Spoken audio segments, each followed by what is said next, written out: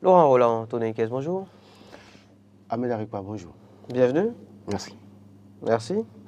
Regardez la formule. Malgré Allez, tout. oui, malgré tout. Malgré tout. On ne change pas une équipe qui gagne. Allez, Laurent Roland, Toniquez. Laurent Roland, Toniquez, on démarre Oui. ce matin par le quotidien Fraternité. Procès de Steve Amoussou, écrit le quotidien. Les raisons du report au 18 novembre. La réaction de la sœur du mis en cause. Oui, on a pu suivre de loin un peu ce qui s'est passé du côté de la Criette hier. On a pu voir que d'abord Steve Amoussou qui déclare être conférencier de profession. Oui, de profession. Et puis après, l'avocat Maître Baba-Apé qui a demandé à ce qu'on mette le dossier de côté d'abord parce que les autres avocats n'étaient pas encore là et donc après le dossier a été renvoyé. Alors je crois que si on doit faire recours à nos émissions par le passé, j'avais dit que c'était pas évident que le 7 octobre que ce procès tienne, que ça va être reporté. Je crois que là, on a fait quand même une prophétie qui se réalise. Non, au-delà de tout, j'estime que la justice certainement n'a pas encore tous les éléments. Et donc, comme le procès était prévu pour hier, il fallait quand même faire les formalités, le formalisme, quand même, recevoir le mise en cause, les avocats, et puis après, reporter. Parce que d'ailleurs, même, vous avez vu, c'est reporté au 18 novembre. Et hier, je disais clairement qu'il y avait matière à se poser la question sur les chefs d'accusation qui seront sur la table hier, parce que, qui devraient être sur la table hier, parce que dans un premier temps, quelqu'un avait été interpellé, assimilé à Steve Amoussou, frère en vie, et harcèlement par voie électronique, appel à l'insurrection, tout ça, c'est les premiers chefs d'accusation. Et puis après, on a pu voir que quand on a jugé ces ravisseurs en font état de ce qu'ils devaient de l'argent. En tout cas, mon mot vocal, je ne sais pas, à quelqu'un qui a demandé qu'on aille le chercher. Donc déjà, la technologie, apparemment. Bon, de toute façon. Et donc, la justice a encore de la matière à ce niveau. Et puis, l'intéressé qui dit ne jamais être Steve, frère Onvi, pardon. Donc, du coup, il faut que la justice rassemble assez d'éléments, des preuves pour conforter, en tout cas pour confirmer que c'est frère Onvi. Donc, à cela, il faut vraiment, pour ça, il faut prendre du temps. Et puis après, la question du Momo vocal, je sais quoi, de celui à qui devait de l'argent aussi, c'est un autre dossier. Est-ce que tous les éléments sont réunis? Parce que là, jusque-là, moi, je dis aux gens, cherchons à connaître qui est l'intéressé, qui est le player, en tout cas, qui aurait envoyé les MMA le chercher nuitamment à Lomé. Bon, on attend de voir véritablement s'il y avait une plainte formelle de l'intéressé à la justice. Fort malheureusement, on n'a pas encore écho d'une telle plainte, d'un tel intéressé à la justice. C'est seulement sur la déclaration des ravisseurs qu'on s'en tient à la déclaration des ravisseurs. Donc la justice a-t-elle été entre-temps saisie par cette personne? Autant d'éléments sur lesquels il ne faut pas tâtonner, il faut vraiment aller au concret. Donc j'estime que c'est peut-être ça qui a motivé le report. Maintenant, comme je vous le disais la semaine dernière, la famille se disait s'en remettre à Dieu. Et c'est la meilleure des choses. Dans le cas d'espèce, il faut s'en remettre à Dieu. Il n'y a pas autre chose à faire parce que tout peut tourner du jour au lendemain, étant donné que certains acteurs de la justice aujourd'hui, malheureusement, qui reçoivent Steve Amoussou et qui se sentent entre-temps diffamés, choqués, indexés par frère en vie et qui peut-être cherchent toujours des éléments à justifier que Steve Amoussou frère en vie, ne lui feront pas de cadeau.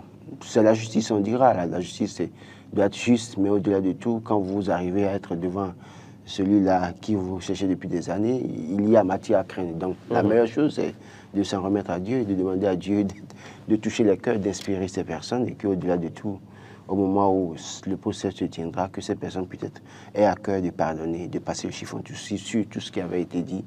Et voilà, donc attendons de voir la suite. 18 novembre, c'est pas encore loin. C'est pas. Oui, c'est dans un mois. Voilà, c'est pas 2026. C'est que si ça aura lieu avant les élections générales. Normalement. Voilà, donc attendons de voir. Le quotidien Matin Libre à ce sujet écrit affaire Steve Amoussou, les avocats n'ont pu consulter le dossier, les propos de Maître Baba-Apé. Oui, justement, normalement, avant le procès, les avocats devraient consulter le dossier et savoir si entre-temps il y a d'autres chefs d'accusation, est-ce qu'il y a d'autres éléments dans le dossier au niveau de la justice, parce que c'est sur la base des éléments dans le dossier que les avocats peuvent construire leur argumentaire, leur plaidoirie pour défendre leurs clients. Malheureusement, sans pouvoir consulter ce dossier, c'est difficile pour les avocats de pouvoir bien faire leur travail. J'espère vivement qu'avant le 18 novembre, qu'ils auront droit au dossier, qu'ils auront tous les éléments du dossier, ce qui leur permettra de préparer les plaidoiries pour défendre leurs clients. On attend donc le 18 novembre, et en attendant le 18 novembre, Laurent Roland Tonniquès, on poursuit Matin d'Éden de ce jour. Nous sommes le 8 octobre 2024. On va s'intéresser à un autre dossier à présent avec le quotidien Info Matin. Nous sommes à Bomey-Calavi, tournée statutaire et annuelle du préfet de l'Atlantique, première étape. Jean-Claude Kodia marque les esprits, écrit le quotidien, Laurent. Oui, j'ai pu lire il y a des publications hier qui font état de ce qu'il y a une démotivation au niveau de la mairie d'Abomey-Calavi. Les gens ne sont plus motivés, en tout cas pour autant motivés à faire le travail. En tout cas pour moi qui côtoie un peu l'hôtel de ville d'Abomey-Calavi, j'ai pu voir aussi quand même à un moment donné, les gens ne sont pas pour autant motivés. Il y a une sorte excusez, nonchalance, les gens sont là, bon, qu'est-ce que nous pourrons faire? Nous faisons ce que nous pourrons faire, et puis ça passe. Et donc, il fallait motiver la troupe, et j'ai pu voir que, en tout cas, le préfet Kodia, au cours de sa descente hier, a pu être clair avec les fonctionnaires de la mairie d'Abomey-Calavi. Il fallait, parce que Abomey-Calavi est devenu une ville à statut particulier, et donc, si on ne note pas un certain engouement au niveau du travail des fonctionnaires de cette mairie, ce n'est pas bon pour la population. C'est un conseil communal qui est assez sollicité et donc il faille que les gens soient davantage, en tout cas, dynamiques dans ce qu'ils font. Donc, le préfet fait bien de jouer son rôle et de rappeler alors la nécessité de bien travailler, de bien servir les usagers de la commune d'Abomey-Calavi, de bien servir les concitoyens. Il n'y a rien de ça. Maintenant, après ça, j'estime véritablement que, oui, il y avait un problème qui existait, le problème de, comment vous appelez, amélioration des conditions de vie et de travail. Mais il y a aussi la question du salaire, parce qu'à un moment donné, quand on avait augmenté le salaire pour les fonctionnaires publics, qu'il vous souvienne que c'est cette année que la décision a été prise pour les agents de nos collectivités territoriales. Est-ce que c'est rentré en vigueur? Est-ce que les gens commencent à bénéficier déjà de ça? Et même si les gens bénéficient de ça, quels sont les autres avantages qu'on peut accorder à ces agents-là? Il faut travailler à le faire. On a pu voir que dans la réforme de la décentralisation, les maires ont un salaire défini, bien connu. Les secrétaires exécutifs ont un salaire bien connu. Les agents, en tout cas administratifs, recrutés ont un salaire bien défini. Mais qu'en est-il des autres agents de nos collectivités locales? Est-ce qu'aujourd'hui, la situation de ces agents est totalement réglée, améliorée? Est-ce qu'on a pu faire des choses pour aider ces populations? Il ne sert à rien de dire que nous travaillons, nous faisons des réformes, et que ce soit seulement ceux qui sont en haut qui soient bien traités. Dès lors que ceux qui sont au bas de l'échelle ne sont pas bien traités, ils feront ce qu'ils veulent. Et en tout cas, ils vont ralentir le bon fonctionnement de nos administrations. Donc, c'est la plus grande chose à faire aujourd'hui, c'est de travailler véritablement à revoir la situation de ces agents. Il y en a qui, quand vous les écoutez dans nos communes, ils se plaignent. Mais que peuvent-ils faire? Ils sont obligés de venir. Et donc, quand ils viennent alors, ils se permettent de faire ce qu'ils veulent faire. Je n'encourage pas ça, il faut être honnête. Je n'encourage pas ça. Mais la non-amélioration des conditions de vie de nos agents au niveau des collectivités territoriales favorise aussi la corruption. Malheureusement. Moi, j'ai eu un dossier de la dernière fois pour régler un problème au niveau de la commune d'Abomey-Calavi, pour aller faire un contrôle. On me dit que s'il doit aller à la caisse, je paye 30 000 francs et que je dois attendre 2 à 3 semaines avant d'avoir satisfaction. Dans le même temps, on me propose... Il y a une autre possibilité. On me propose, si je donne 10 000 francs, que j'ai la possibilité d'avoir la réponse dans la journée en même temps. Wow. Parce que quand vous payez à la caisse, il faut que ça fasse aussi que tout ça, ça va prendre du temps. Par contre, il y a des agents de ce département précis. Si je vais là-bas et donne 10 000 francs, c'est que j'ai la réponse dans la journée. Ça pose un problème. Bon, je n'en parlerai pas. Qu'avez-vous fait? Non, mais je n'ai pas fait. Je le dis, la même chose que je n'ai pas fait. Je n'ai même pas payé les 10 000 francs, je n'ai même pas payé les 30 000 francs. Ça m'a choqué et puis j'ai pris du recul. Bon, je prenais les informations pour quelqu'un aussi et la personne aussi après. Quand j'ai été, moi je lui ai fait le point correctement. Et après, il s'est dit, bon écoutez, avec cette affaire-là, même si tu donnes les 10 000 francs et que le gars bouffe, il ne fait pas aussi. Tu vas te plaindre chez qui? On dira dans notre langue. Vous avez fait un moment vocal? Voilà, on dit en fond, il faut bien regarder, il faut bien acheter du chanvre indien. Donc, oui, j'estime que c'est à ce niveau qu'il faut vraiment faire les choses. Quand les 30 000 francs vont dans la caisse de la mairie, dans la ligne, parce que quand les autorités, on sait très bien, il y a prime de signature, vous savez ça quand même, ça fait partie. Je ne sais pas si ça a été supprimé maintenant, parce que vous vous rappelez qu'on a évoqué prime d'escalier. Bien sûr. Ce qui a amené quelqu'un à détaler. Bon, bref. Donc, pour dire, il y a prime de signature parce que autant de dossiers signés. Mais quand le chef signe un dossier et il a prime de signature, je ne sais pas si ça a été amélioré parce que je sais que ça existait.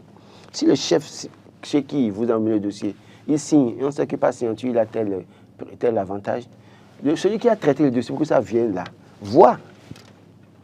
Donc, ça le choque aussi à un moment donné. Donc, j'estime qu'on doit pouvoir faire les choses de façon équitable pour que tout le monde se sente. Je ne dis pas de distribuer l'argent des collectivités locales, mais faire en sorte que, dans le même temps qu'on donne prime de signature à quelqu'un qui a déjà un salaire mirobolant, c'est qu'il faut arranger aussi la situation de celui qui est en bas, qui traite le dossier et qui passe plus de temps sur le dossier, qui doit examiner tout et valider avant que l'autorité centrale ne vienne pour apposer sa signature. C'est autant de choses qu'il faut régler. Autant de choses à régler, en tout cas, sur le sujet.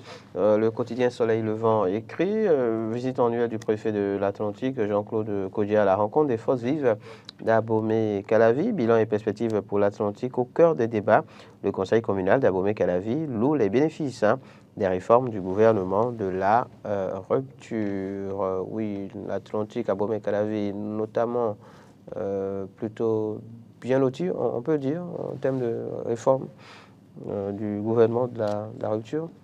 Oui, l'inactivité du conseil communal, il faut le dire clairement, le conseil communal, à bien des égards, nous a déçus sur plusieurs plans, parce qu'on avait beaucoup d'espoir de l'arrivée de ce conseil communal qui est marqué par, en tout cas, qui est dans lequel il y a beaucoup de jeunes, mais malheureusement, on constate que ça peine à prendre sur certains aspects, notamment le reprofilage des voies de nos rues et autres. C'est difficile. Et n'eût été le gouvernement avec le projet asphaltage qui a asphalté certaines voies, qu'est-ce que la mairie même a fait de façon concrète? On peut se poser la question, on peut faire l'exercice à consulter sur le terrain. Et donc, aujourd'hui, il faut se féliciter de ce que, oui, beaucoup de choses ont été ramenées à Abomey-Calavi. Il y a quand même, quand je prends dans ma zone, de tronçons Carrefour qui était pavé, qui était totalement dégradé, mais qui est devenu du bitume. Quand vous allez au niveau de la rue de l'Espoir, derrière Suez là-bas, quand vous allez, en tout cas, il y a beaucoup de zones aujourd'hui qui, et d'ailleurs même bientôt, bientôt on aura le tronçon Carrefour Satellite, Carrefour Séminaire, Carrefour Tankpay, donc il y a tout ça qui il y aura tout ça qui sera réalisé. Et donc quand on voit tout ça, oui, Abomey-Calavi a quand même bénéficié de beaucoup d'actions du gouvernement en place. Je ne parlerai pas du marché. Et je ne parlerai pas non plus, en tout cas, il y a nécessité de reconnaître que, oui, le gouvernement a pu avoir un regard sur un certain nombre de choses à Abomey-Calavi. Et pour ça, il faut vraiment féliciter pas le préfet, le gouvernement. C'est pas lui qui... Bon, le préfet, enfin le gouvernement, le préfet, le préfet qui représente le gouvernement sur à Abomey-Calavi ou dans l'Atlantique, de manière générale. Bon, ok, d'accord. Si vous voulez, si vous voulez qu'on donne un peu de poids au préfet, ben oui, c'est important. C'est important. Donc, par rapport au préfet, c'est un représentant légal du chef de l'État dans le département. D'accord. Et donc, oui, donc le préfet et le gouvernement ont pensé à Abomey-Calavi. C'est ce que vous le souhaitez. C'est ça. Voilà, donc. C'est ça. Le préfet Kodia. Kodia, d'accord. Oui. Ok, d'accord. Il ne participe pas aux décisions du gouvernement, vous savez ça, non? Bon, bref. Donc, pour dire que, non, quand même... Il s'assure de l'exécution. Non, ça, je suis d'accord, Donc, oui, c'est un effort du gouvernement qu'il faut louer. Je pense que le conseil communal doit vraiment se pencher sur ce qu'a fait le gouvernement et de faire davantage d'efforts. Il faut préciser que oui, Abomey-Calavi est devenue aussi une commune à statut particulier. Oui, j'en ai parlé tout à l'heure. Donc, aujourd'hui, il y a que les conseillers, les chefs d'arrondissement ont bien la volonté, le maire certainement aussi a la volonté, mais qu'est-ce qui bloque, on ne comprend pas. La secrétaire exécutive fait ce qu'elle peut, mais je pense qu'il y a nécessité de se mettre encore davantage ensemble pour travailler, parce que au-delà de tout, c'est eux, en tout cas c'est leur bilan. Excusez, c'est leur bilan. On tiendra compte de leur bilan, pas du bilan de Patrice Talon dans la commune. On tiendra compte du bilan du maire à Angela Randinou, des chefs d'arrondissement qui font le travail. J'ai pu voir qu'à la rentrée, là, ils ont fait assez d'efforts en fournissant en faisant beaucoup de social, hein, comme le chef de l'État. Non, ils sont de la mouvance, hein, il faut comprendre. Ils ont fait assez de social pour cette rentrée scolaire. Et j'estime que pour nos ruelles qu'il faut vraiment aménager. D'abord, là, nous sommes dans la petite saison pluvieuse, donc il faille vraiment arranger ça pour faciliter la circulation. Il y a 2 ans, on a vu que les gens 2 ans ou 1 an, devaient faire les profils de nos voies. Ça a été lancé à grand renfort, mais après, tout comme notre ami Batim Kassa, on a vu que c'est petit, quoi. Donc, j'estime qu'il y a vraiment matière à redoubler d'efforts. En parlant d'efforts, justement, Laurent Roland Tonninkès, allons à la une du quotidien Matin Libre, célébration de la Journée mondiale du coton, les efforts du Bénin salués. Oui, hein, qu'on ne le veuille pas, même si on a des choses à reprocher à ce secteur, le gouvernement fait quand même des efforts, en tout cas. Même si on sait que ça profite à un groupe, on peut se réjouir de ce que le Bénin fait des efforts en termes de production cotonnière. Et là, oui, quand c'est bon, il faut le dire. Il faut vraiment féliciter le gouvernement. On a pu voir depuis 2016, il y a une progression en la matière. Moi, j'estime que oui, à ce niveau, parce que si on arrive à damer le pion à certains pays comme le Burkina et le Mali, c'est à saluer. Le reste, on peut faire le débat. Mais déjà, dans la production, il faut vraiment décerner un satisfait, pas qu'au gouvernement, parce que, comme je le dis, je dis pas qu'au gouvernement. C'est vrai que je dis que... Différents acteurs, c'est ça? Oui, c'est un camp qui profite des avantages du coton aujourd'hui. Malheureusement, appelons chacha. Mais les vrais acteurs qui ont contribué à ce résultat, c'est les paysans. Et j'estime qu'aujourd'hui, avec toutes ces félicitations, tous ces encouragements qu'on reçoit au plan international, il y a nécessité de revoir les conditions des producteurs. Il y a nécessité de donner plus de motivation aux producteurs qui sont dans les champs matin, midi, soir, qui doivent inhaler des produits toxiques malheureusement, pour protéger le coton contre les insectes, les parasites. Et quand c'est comme ça, il faut quand même voir comment aider ces personnes-là. Parce que les vrais acteurs qui bénéficient ne sont pas dans les champs, ils ne sont pas exposés aux pesticides, ne sont pas exposés aux situations climatiques, sous le soleil. Le soleil ardent, et Dieu sait combien il fait chaud dans certaines régions du Nord Bénin, notamment quand il y a soleil. Donc, il y a nécessité de revoir comment est-ce qu'on traite ces personnes. Et je crois que si on le fait davantage, en les intéressant davantage, en les traitant mieux, je suis certain qu'on peut encore faire des progressions dans la production cotonnière. C'est très important. Le ministre Gaston Dessous, oui, c'est un cadre assez compétent qui fait un travail remarquable, hein, au-delà de tout. Même si hier, l'hélico Vraipa l'avait emporté, quand même, il a été... Là, on voit que cette affaire de l'hélico Vraipa était un accident de parcours. Mais voilà. C'était un accident de parcours, et donc voilà. Il peut y en avoir dans le parcours sachant très bien que celui qui l'avait positionné aussi pour que l'hélico Vraipa l'emporte, c'est lui qui l'a ramené. Donc il connaît très bien ses compétences. En parlant justement du coton, il faut préciser que le Bénin justement a organisé la journée mondiale du coton à Cotonou cette année, accueillant donc un certain nombre d'experts dans le domaine, et le Bénin qui est donc félicité justement pour cette organisation. C'est le quotidien d'Aibi Info qui nous en parle ce matin, Laurent Roland Tonninkès. Oui, c'est les résultats qui sont célébrés. Si vous êtes bon, c'est que vous serez célébré quand vous êtes bon. En termes de production, puis après aussi l'effort qui est fait, par exemple, au niveau de la GDZ oui, pour justement, la transformation oui, sur c'est place. ce que je disais, c'est que, au fond, je continue de dire, l'effort dans les champs, oui. L'effort, et puis, en fait, c'est vrai que vous faites bien de préciser ça. Hein. Je fais partie des premiers à dénoncer le fait que nous produisions assez de coton et que malheureusement ce coton soit exploité, transformé à l'extérieur et que ça nous revienne cher. Aujourd'hui, il y a un début de concrétisation de ce rêve que moi je nourrissais personnellement. C'est de voir le coton béninois transformé au Bénin, créer de la richesse au Bénin, parce que quand vous allez au Bangladesh, au Pakistan, certains pays qui achetaient notre coton, ça produit là-bas, ça crée de l'emploi là-bas, et puis nous devenons consommateurs. Et vous allez voir que, parce que cette entreprise, ce coton est transformé ici, vous allez voir que, puisque certains produits sont transformés ici, notamment le cajou, comment vous appelez, le soja et le coton, vous voyez un peu les nationalités que nous voyons dans nos rues tous les jours. Bien sûr. Donc, ça passe un message. Ça passe un message comme quoi, compte tenu de la situation, ils sont obligés de délocaliser leur unité de production et d'amener leurs compatriotes à venir travailler ici parce qu'ils veulent créer. Et je crois qu'à ce niveau, le gouvernement aussi doit faire un travail. Les premières personnes employées par ces entreprises délocalisées peuvent être des expatriés, je suis d'accord. Mais il faut travailler à ce que dans la durée, que ces entreprises emploient uniquement des nationaux. Parce qu'il s'agit de créer de la richesse et de créer de l'emploi chez nous. Cette façon de faire, c'est bien parce que beaucoup de pays le font, mais avec le temps, il y a une polémique politique qui est mise en place et on intègre les nationaux dedans, les forme dans la durée, et puis après, ils ont la main pour continuer avec quelques expatriés qui servent d'équipe de contrôle, de supervision et autres. Ça, on ne peut pas refuser. Mais uniquement que les entreprises viennent avec leurs compatriotes uniquement au Bénin, il va falloir trouver une formule pour remédier en tout cas à cette situation et faire en sorte que ce soit un mélange de nos compatriotes. Parce qu'on crée, d'ailleurs même la GDZ a été créée pour créer de la richesse, mais en même temps pour créer de l'emploi. Et d'ailleurs, si on le fait maintenant et que les emplois ne reviennent pas directement alors aux nationaux, il y a matière à se poser des questions. Mais c'est un effort qui est déjà fait de savoir que notre coton est transformé au Bénin. Sur place. Et la dernière fois, parce que moi je ne sais pas, je dois peut-être voir avec notre chef desk GDZ d'NTV. Ok.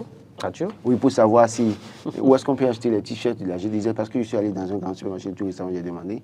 On m'a dit qu'il n'y en a pas. Moi, je suis c'est vrai que oui, c'est produit sur place. On sait qu'il y a un certain nombre qui sont exportés, mais il doit en avoir également. Donc, oui, ils avaient annoncé que des structures vendent ça.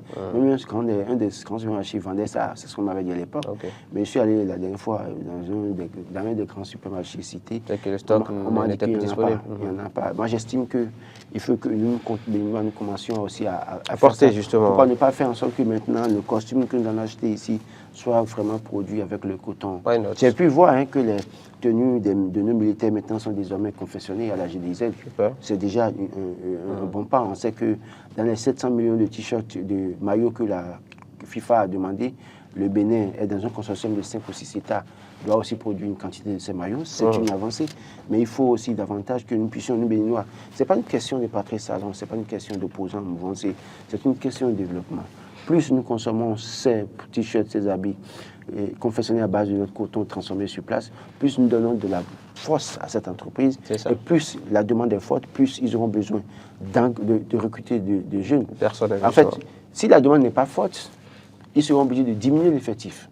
Mais si la demande est forte et que nous commençons par consommer ces produits ici, c'est que... Au-delà même du fait de faire un recrutement, il faut penser aussi déjà au traitement du personnel. Donc, oui, mais vous savez que ça a été toujours...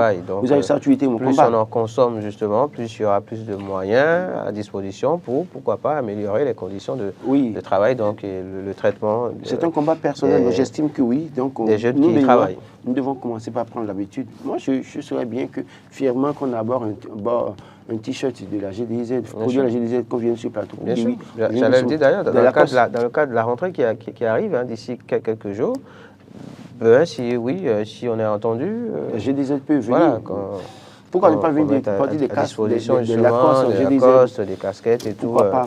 J'estime qu'on peut faire ça pour participer à la promotion du consommation. Encore que nous sommes dans le mois du consommation local. Justement. C'est produit localement, donc consommons ça. Ce sujet, on en parlait le jeudi dernier, Laurent Roland-Antonin, qui est sous un autre angle. Le quotidien Le Bailleur l'aborde ce matin, cascade de divorce dans la société de nos jours. La banalisation du divorce aujourd'hui est liée à la banalisation du mariage. Les propos du sociologue Saï Sotima Tchantipo. Oui, la banalisation du mariage, je suis d'accord, aujourd'hui a conduit à la banalisation du divorce. Oui. Il a tout dit. Aujourd'hui, les gens se mettent ensemble juste parce que... Je faisais une discussion avec un ami hier. qui me parlait un peu de sa vie familiale et qui a dit, et il parlait de douleur. Je disais, mais de quelle douleur parles-tu? Il dit, mais douleur familiale. Il dit, mais c'est toi-même qui as cherché la douleur. Et il dit, mais comment? J'ai dit, oui, mais à un moment donné, c'est toi qui as choisi ton épouse. Et c'est ton épouse qui t'a choisi. Il y a certainement un facteur sur lequel tu t'es basé pour la prendre en mariage, banalement. Mais après, tu découvres qu'en réalité, que c'était une illusion. Et c'est là, il me dit oui. Il dit, écoutez, le mariage, ça ne se fait pas comme ça. C'est ça. Et beaucoup parmi nous, nous faisons ces erreurs. Il nous arrive sur la base d'une qualité que nous voyons à peine et que nous n'arrivons pas à détecter, à analyser. Nous nous lançons et puis après, on se rend compte qu'au fond, c'était juste... c'est du leurre. Oui, c'était un peu du make-up, malheureusement. Et qu'une fois qu'elle dort, le lendemain se réveille, se débarbouille, vous voyez le vrai visage. Et donc, malheureusement, ça arrive aujourd'hui.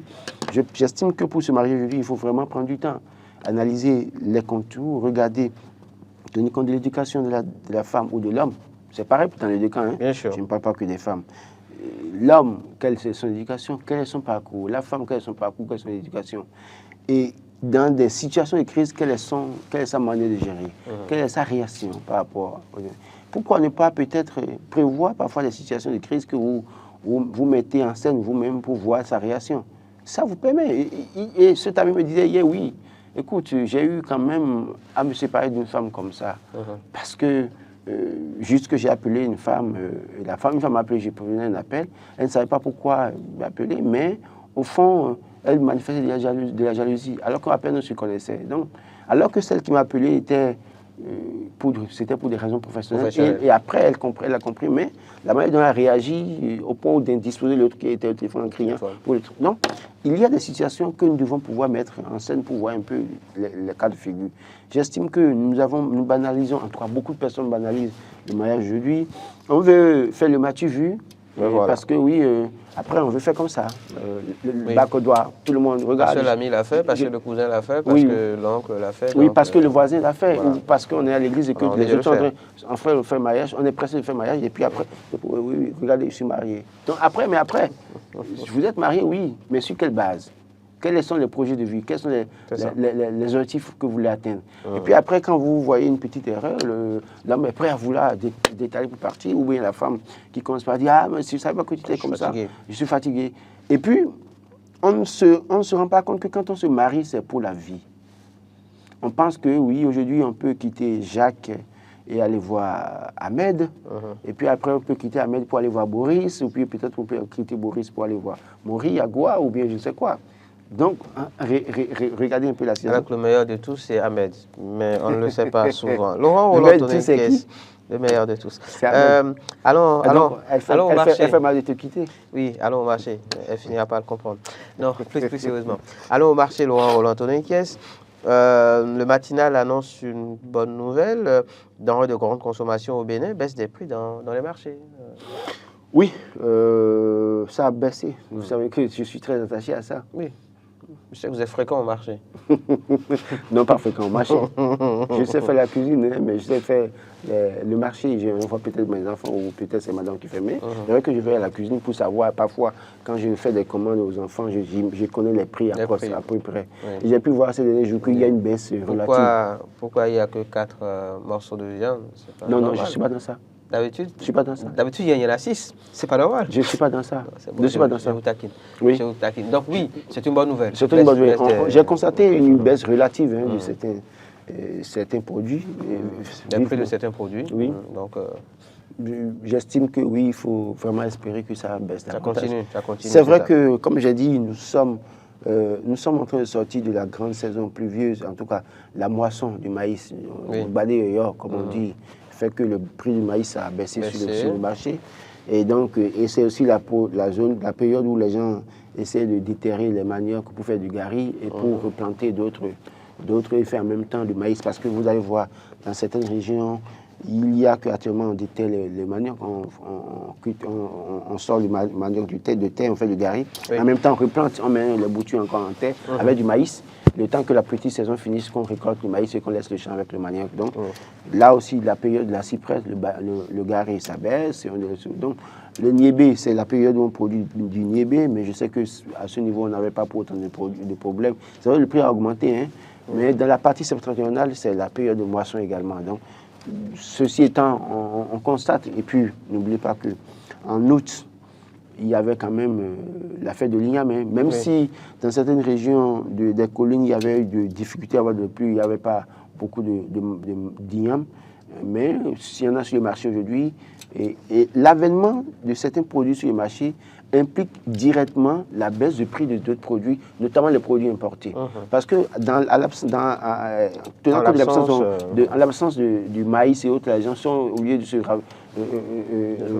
de consommer du riz, de se rabattre, merci, sur le riz, les spaghettis et autres. Mais dès lors que le maïs revient automatiquement et qu'il y a du maïs, du niébé, il y a de l'igname, du manioc. Il y a la baisse de la demande de l'autre côté, forcément les prix. Voilà, il y a la baisse de la demande de l'autre côté, forcément les prix baissent. Au marché, toujours, Laurent Roland Tonniquès, l'ANAGEM dénonce une série d'escroqueries, gestion des places marchandes au marché.